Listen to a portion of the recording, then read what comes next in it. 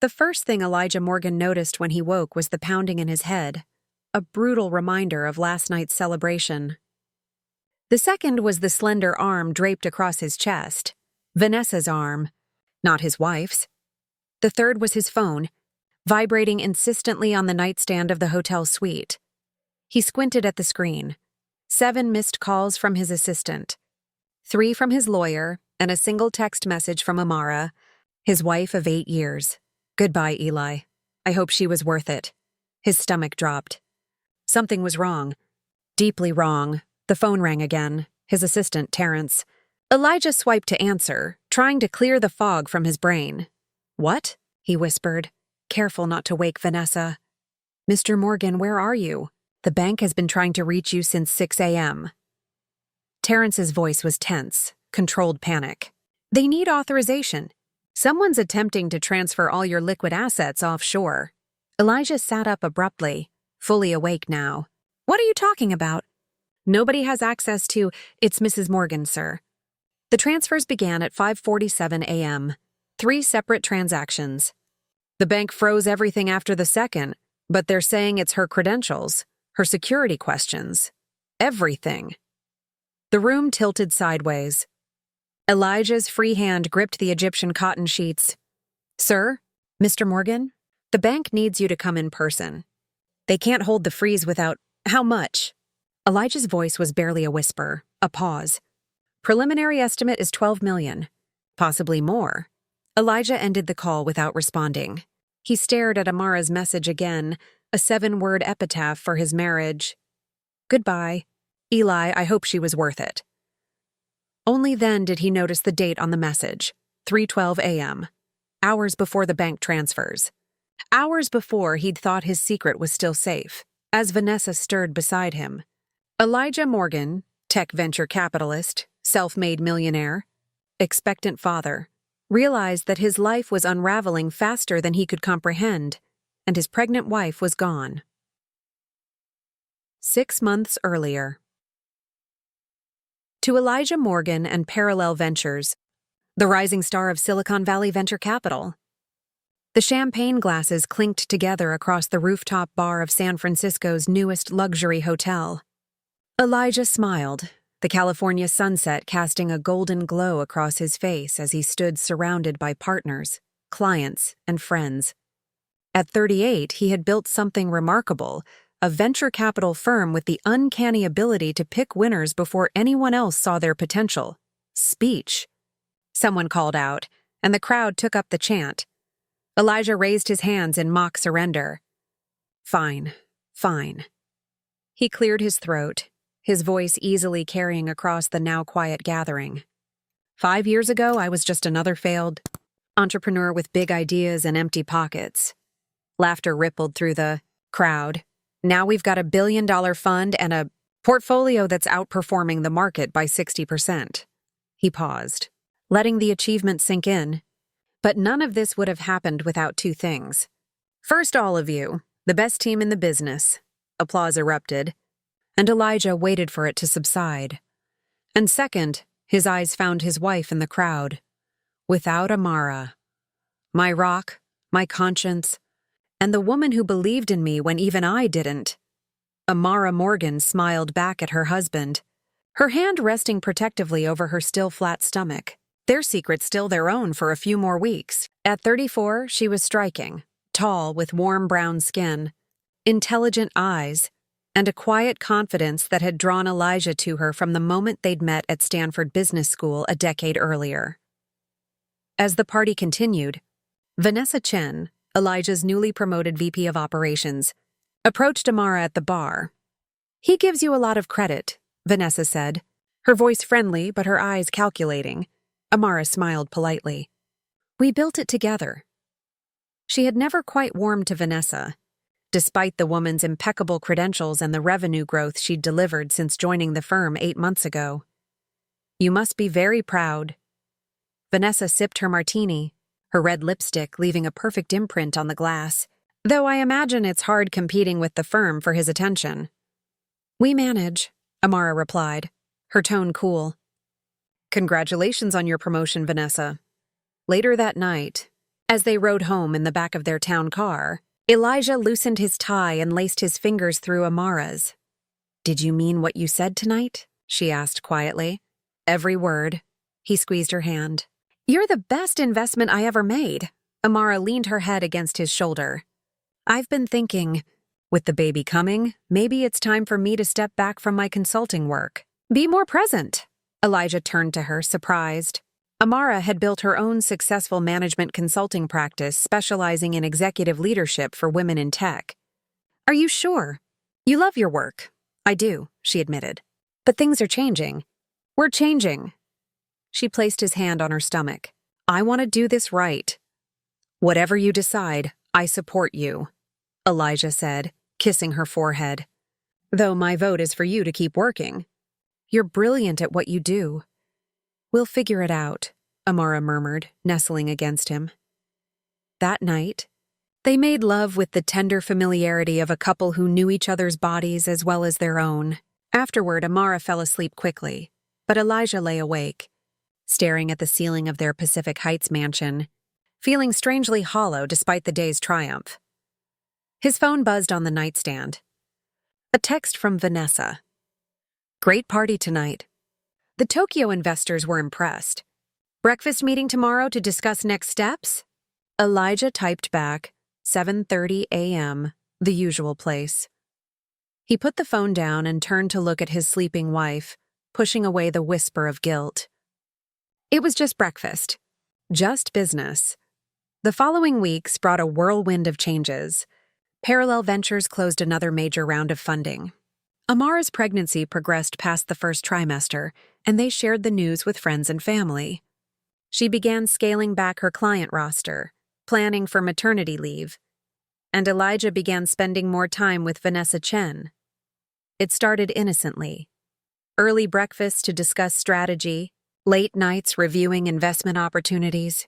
Vanessa was brilliant, ambitious, and understood the pressures of Elijah's world in ways that Amara, despite her own success, somehow didn't anymore. "You seem distant," Amara remarked one evening as they prepared dinner in their sprawling kitchen.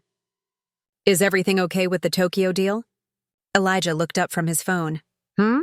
"Yeah, just complicated regulatory issues. Vanessa and I are trying to untangle it." Amara nodded, continuing to chop vegetables. "Vanessa seems to be handling quite a lot of the high-level strategy these days. She's good at what she does. I'm sure she is." Amara's knife hit the cutting board, with more force than necessary. Elijah put down his phone. "What's that supposed to mean?" "Nothing," Amara shrugged. "Just an observation. If you have something to say, say it." Amara put down the knife and turned to face him. "Fine. You're working later, checking your phone constantly and mentioning Vanessa in every other sentence." "I'm not blind, Eli. This is about work, Amara. We're under pressure with the new fund. I can't believe you're making this into something it's not." The denial came too quickly, too defensively. Amara studied his face for a long moment. "Okay," she said finally, her voice soft. "I believe you," but as she turned back to the vegetables, Elijah knew she didn't, and worse, he knew she shouldn't.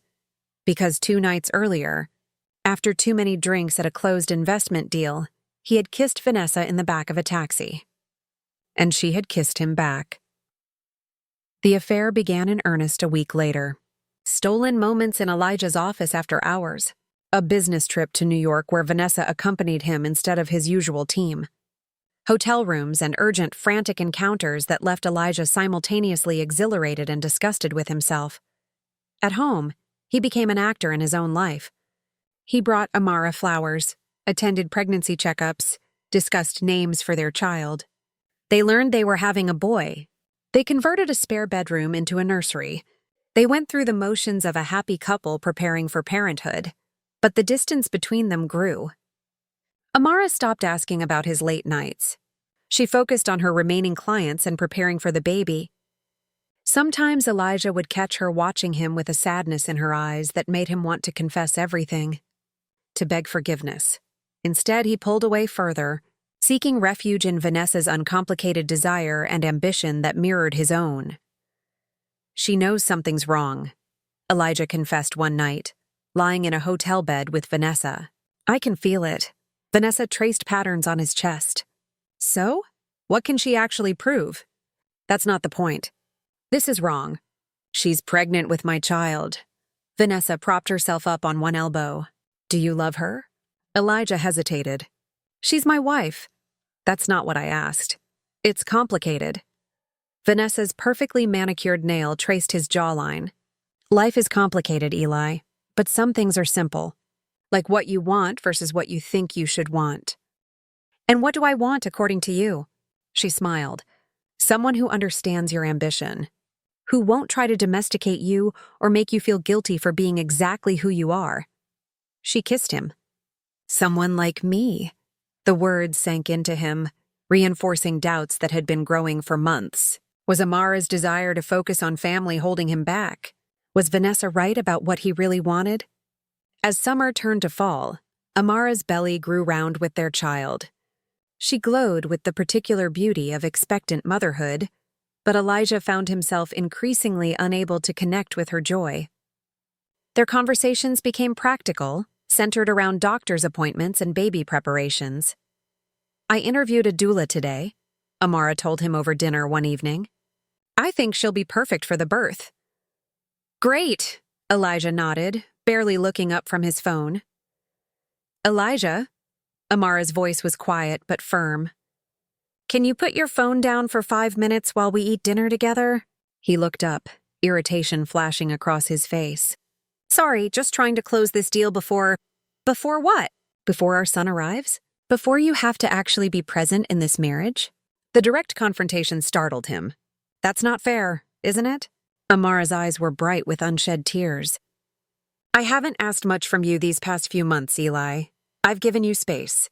I've stopped questioning your late nights and weekend emergencies. But I am asking for your presence now, before we become parents. Is that really too much? Guilt and resentment warred within him. I'm working this hard for us, for our future. You used to understand that. No. She shook her head slowly. You're working this hard for yourself. Don't hide behind me or this baby. The truth of her words hit him like a physical blow. They ate the rest of their meal in silence. Later that night, Elijah sent a text to Vanessa. Need to see you. Tomorrow night? Her reply came instantly. Presidential suite at the Four Seasons. I'll be waiting. As October arrived, bringing San Francisco's beautiful Indian summer, Amara entered her third trimester. The baby was due in early December. Despite the growing tension between them, they attended a birthing class together, went shopping for final baby items, and hosted a small gathering of close friends to celebrate the impending arrival. To outsiders, they still appeared to be the perfect couple, successful, attractive, eagerly awaiting their first child. But inside their marriage, the fractures had become chasms. What Elijah didn't know was that Amara had stopped pretending weeks ago. One rainy Thursday in November, 3 weeks before her due date, Amara sat in her obstetrician's waiting room, scrolling through emails on her phone. Elijah had canceled at the last minute, another emergency meeting. Mrs. Morgan? The nurse called, and Amara gathered her things, following the woman to the examination room. The appointment was routine. The baby's heartbeat was strong. Measurements were on track. Dr. Patel asked standard questions about Amara's comfort, sleep, and preparations for delivery. And how's Dad holding up? She asked with a smile. Getting nervous yet? Amara forced a smile. He's excited. Just very busy with work. Dr. Patel nodded, making notes in her chart. And you're still planning to deliver here, correct? Not back in Chicago near your family? Yes, here in San Francisco. Though the thought of her parents and sisters in Chicago brought a wave of longing. How simple it would be to just go home, to have her mother's support during these final weeks. As Amara left the clinic, her phone buzzed with a text from Elijah. How was the appointment? She typed back, fine. Baby's good. 3 dots appeared as he typed a response, then disappeared. Then appeared again. Finally, sorry I couldn't be there. Late dinner tonight, don't wait up. Amara pocketed her phone without replying and headed toward Union Square. She had some final baby shopping to do and had planned lunch with her friend Zoe afterward. She was browsing through tiny sweaters at a boutique when her phone rang. An unknown number. Hello? Mrs. Morgan? This is Gloria from the Four Seasons. We have your husband's cufflinks ready for pickup. Amara frowned. I'm sorry? Mr. Morgan left his cufflinks in the presidential suite last night. Housekeeping found them this morning. A cold wave washed over Amara. I see. And you're sure they're my husband's? Yes, ma'am. They have his initials, EM. Since he's a regular guest, we wanted to make sure he got them back promptly. Of course. Amara's voice sounded distant to her own ears. I'll let him know. She ended the call and stood frozen in the middle of the boutique, a tiny blue sweater clutched in her hand as the final pieces fell into place. The late nights. The distraction. The growing distance. And now, confirmation. The presidential suite at the Four Seasons, where her husband was a regular guest. Amara paid for the sweater and walked outside, her mind racing.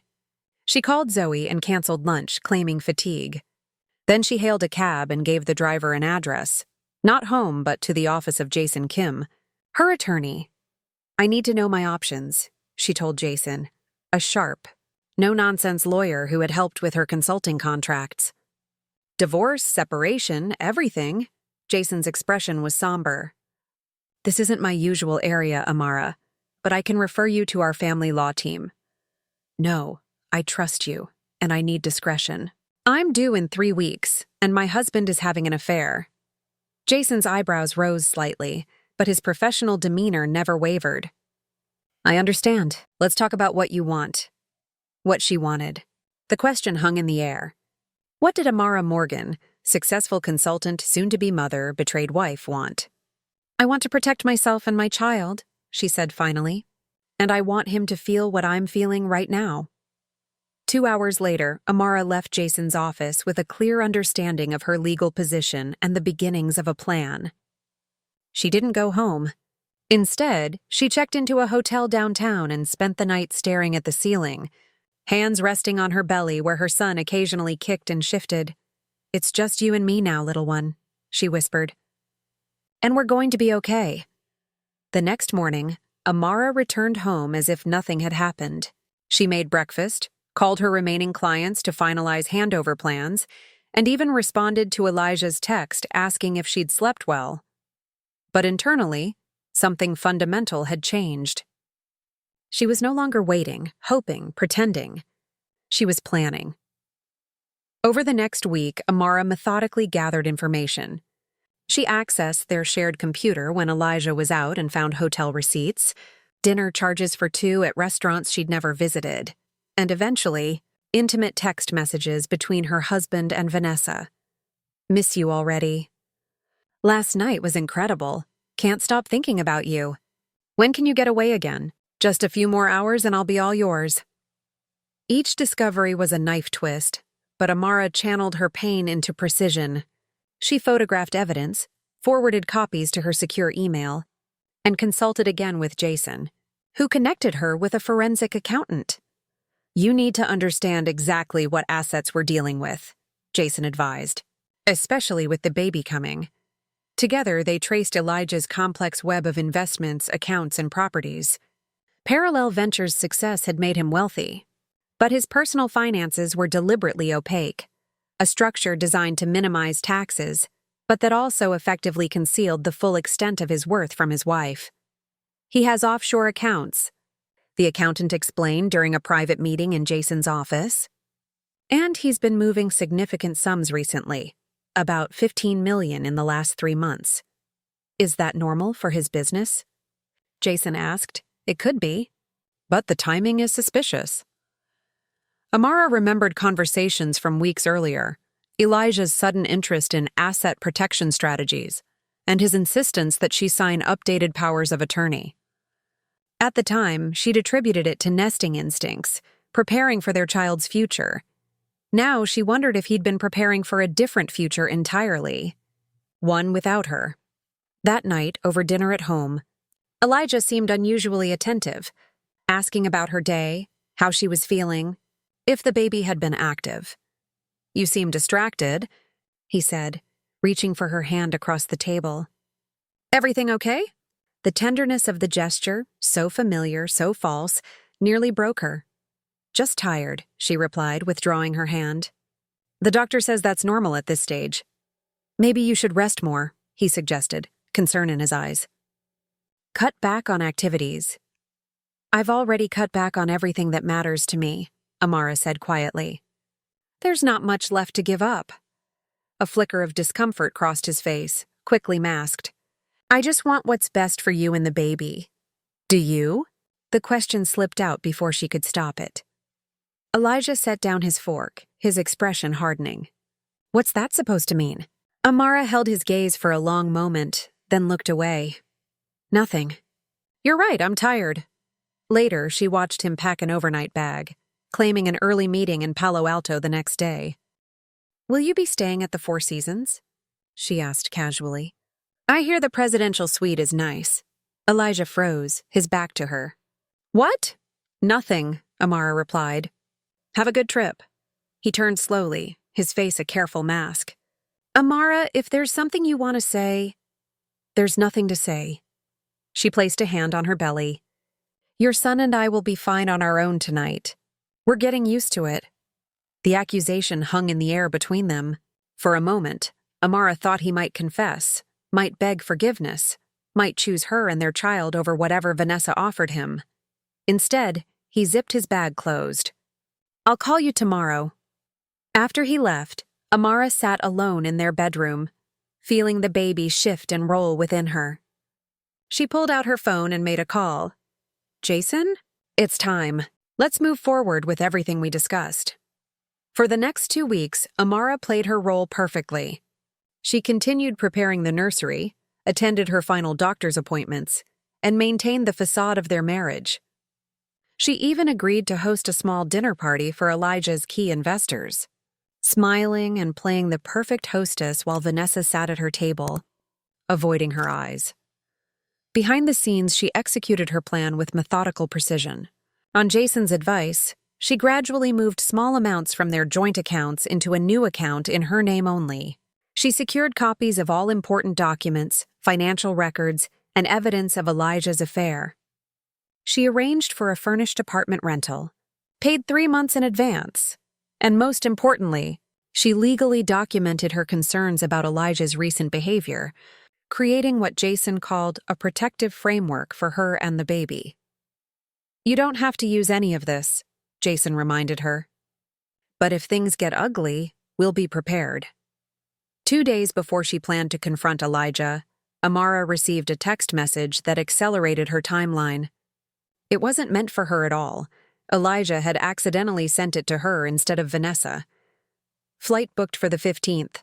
Just need to handle the A situation after the baby comes. Then we can start fresh. The A situation. Her, their marriage. Something to be handled after she gave birth to their child. Amara stared at the message, a cold clarity washing over her. The 15th was less than a month away. He was already planning their end, plotting with Vanessa even as Amara prepared to bring their son into the world. She deleted the message and never mentioned receiving it. Instead, she moved up her plans. That night, she told Elijah she'd organized a surprise for him, a celebration dinner the following evening at his favorite restaurant to mark the impending arrival of their son. Just the two of us, she said, smiling. Before everything changes, Elijah agreed readily, perhaps driven by guilt. That sounds perfect. The next day, exactly 1 week before her due date, Amara confirmed their reservation, laid out Elijah's favorite suit, and suggested he have drinks with a client first while she handled a final errand. I'll meet you at the restaurant at 8, she promised, kissing his cheek. It was the last time she would ever touch him. Present day. Elijah stumbled through the door of his Pacific Heights mansion at 9:42 a.m. Still wearing yesterday's rumpled suit, Vanessa trailing uncertainly behind him. The house felt wrong immediately, too quiet, too still, as if it had already been abandoned. Amara? His voice echoed through the entryway. No answer. He moved quickly through the main floor, living room, kitchen, study, finding nothing disturbed, nothing out of place except for the absence of his wife. Maybe she's at her mother's, Vanessa suggested, hovering in the doorway to the kitchen. Maybe this is just a drama to get your attention. Elijah ignored her, taking the stairs 2 at a time to the second floor. He pushed open their bedroom door and stopped cold. The closet doors stood open. Amara's side was empty, completely empty. No clothes, no shoes, no jewelry. In the bathroom, her toiletries were gone. He moved to the nursery next. The crib remained, the carefully painted walls, the changing table, but the drawers were empty. The tiny clothes they'd bought, the stuffed animals, the handmade blanket from Amara's grandmother, all gone. Elijah sank onto the rocking chair in the corner, his head in his hands. She knew, he whispered. She planned this. Vanessa appeared in the doorway. Your assistant called. The bank needs you urgently. The next hours passed in a blur of frantic activity. At the bank, grim-faced executives confirmed what Terrence had told him. Amara had initiated 3 large transfers totaling just over $12 million. 2 had gone through before the bank's security protocols flagged the unusual activity. She had all the proper authorization, the bank manager explained. Her name is on the accounts. She had the passwords, the security answers, everything. Where did the money go? Elijah demanded. To a series of accounts we're still tracing. The first transfer was international, Cayman Islands. From there, it appears to have been immediately moved again. Can you reverse it? We're trying, Mr. Morgan, but given that she had legal access to these accounts? Elijah's lawyer arrived, then his financial advisor. Both delivered more bad news. Amara hadn't just taken the cash. She'd also transferred ownership of their Napa Vineyard property, titled solely in her name as a tax strategy Elijah himself had suggested years ago. She'd emptied their joint safe deposit box, removing stock certificates, jewelry, and documents.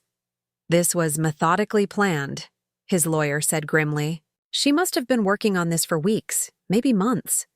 Can we stop her? Freeze everything? Elijah paced the bank's conference room. We're filing emergency motions now, the lawyer replied. But she hasn't technically broken any laws. She had legal access to those accounts. She stole $12 million from accounts she was legally authorized to access. And technically, in California, it's community property anyway. What about the baby? She's due in a week. That's kidnapping or something, right? The lawyer shook his head. The child hasn't been born yet. And a mother has every right to travel while pregnant. Travel where? Where the hell is she? No one had an answer.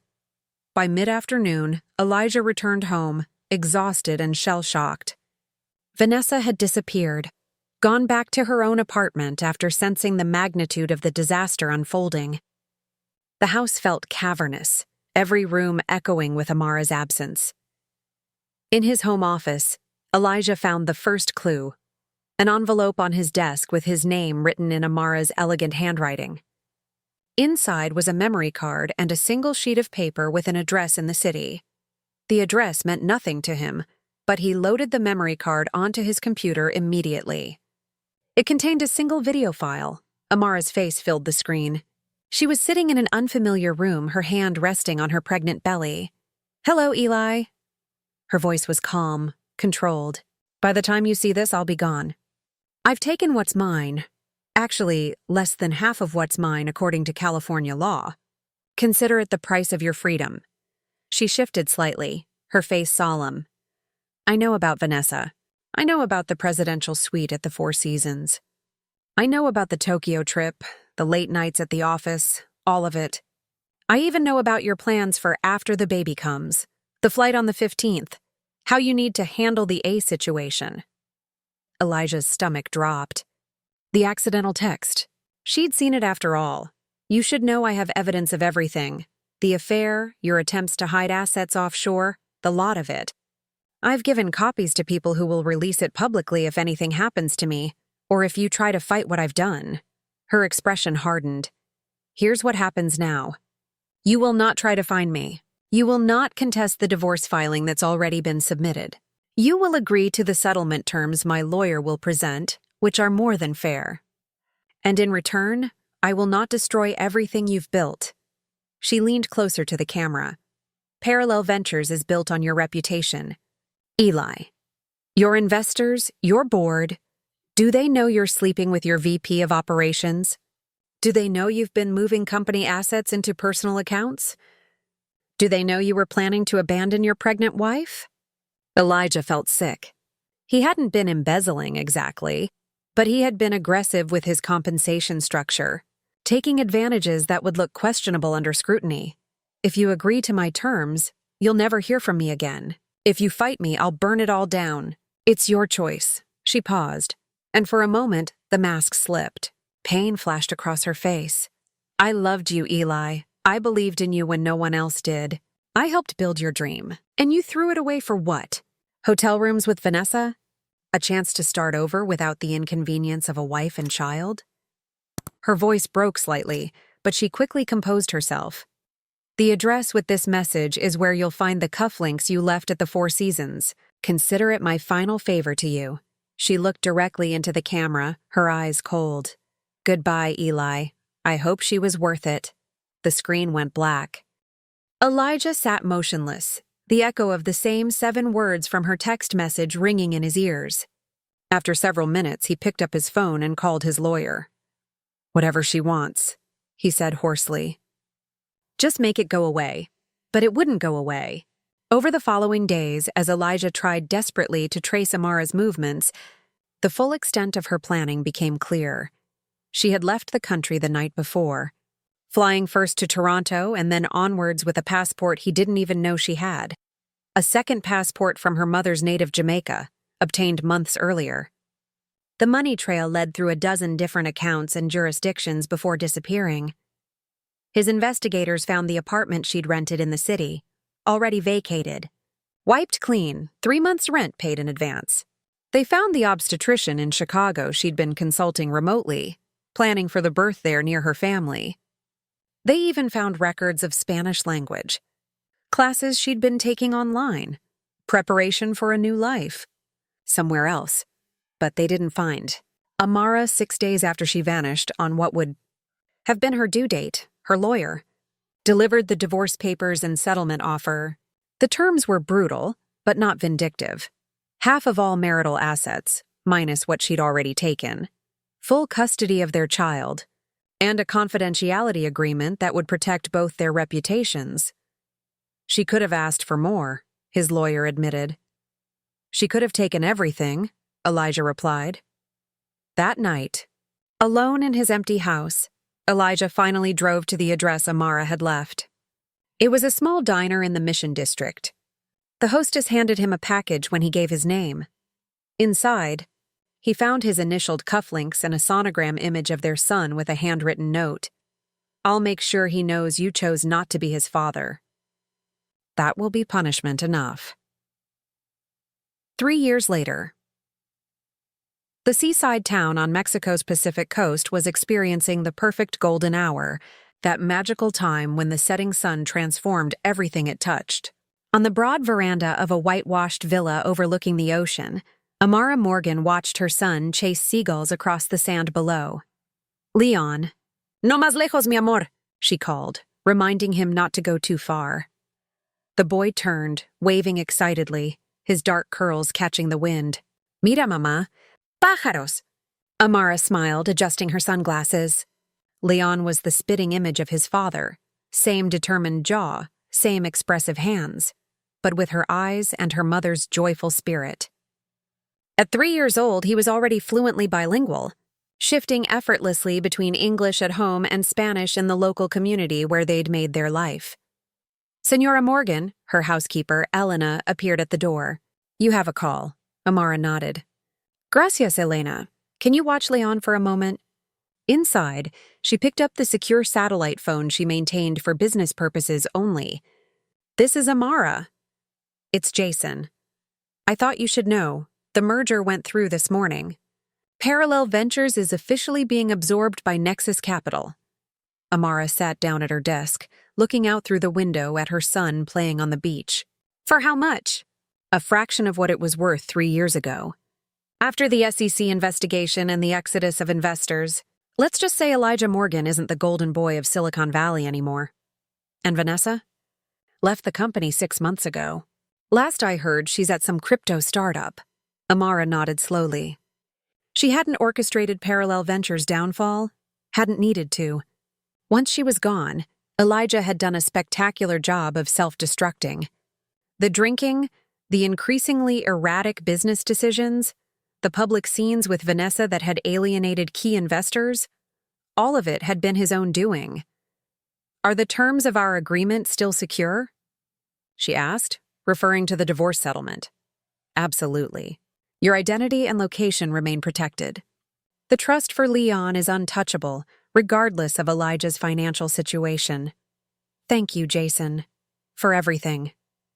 After ending the call, Amara returned to the veranda. Below, Leon had abandoned his seagull chase and was carefully building a sandcastle with Elena's help. His laughter carried up on the breeze. They had more than enough money. The $12 million she'd taken, legally, as Jason had repeatedly assured her, had been carefully invested. Her consulting business, now conducted remotely for select international clients, continued to thrive. This beautiful home, the security she'd built for her son, the peaceful life they shared, all of it was the result of her careful planning and courage during those dark final weeks of her marriage. She had never sent the evidence of Elijah's affair to his board, had never exposed the questionable financial maneuvers he'd been making. She hadn't needed to. Simply by removing herself from his life, her stability, her wisdom, her grounding presence, she had ensured his inevitable collapse. Occasionally, in quiet moments, she felt a whisper of regret that Leon would never know his father. But then she remembered the text message planning their abandonment, remembered Elijah's betrayal, remembered how easily he had replaced her with Vanessa. And the regret would fade, replaced by certainty that she had made the right choice. Her phone pinged with a notification. A news alert from a financial website she still monitored. Former venture capital wunderkind Elijah Morgan consulting with bankruptcy attorneys after failed merger. Amara dismissed the alert without opening it. That chapter of her life was closed. "Mamá, ven a ver mi castillo," Leon called up to her, proudly pointing at his sandcastle. "Ya voy, mi cielo," she replied, setting down her phone. As she descended the steps to the beach, Amara felt the familiar sense of peace that had become her constant companion. Here, with her son in this beautiful place, she had created something precious from the ashes of betrayal. Not revenge, though Elijah's downfall certainly qualified, but something better, a life completely and entirely her own. Leon ran to her, throwing sandy arms around her legs. Amara lifted him, kissing his forehead as he eagerly pointed toward his creation. "It's beautiful," she told him, carrying him toward the shore where gentle waves lapped at the sand. "You built that all by yourself?" "Yes," he said proudly. Then with a child's honesty added, "Well, Elena helped a little." Amara laughed, setting him down to continue his play. She stood watching as the setting sun cast their shadows long across the beach, one tall, one small, but both complete. Both free. Miles away, across an ocean and a continent, Elijah Morgan sat alone in his empty office, staring at a years-old sonogram image of a son he would never know. Outside, workers were removing the Parallel Ventures sign from the building. His phone had been ringing all day with calls from creditors, lawyers, former partners. He ignored them all, his attention fixed on the single image and the handwritten words that had become his reality. "I'll make sure he knows you chose not to be his father. That will be punishment enough," and it was. And that wraps up today's story. Now we want to hear from you. Where are you watching from? Drop your city or country in the comments, and let's see how far these stories reach. If this story moved you or gave you chills, give it a like, share, and subscribe for more powerful stories. One last thing, rate the story from 1 to 10 in the comments. Your feedback helps us bring you even better ones next time. Thanks for watching. We appreciate you being part of this storytelling journey.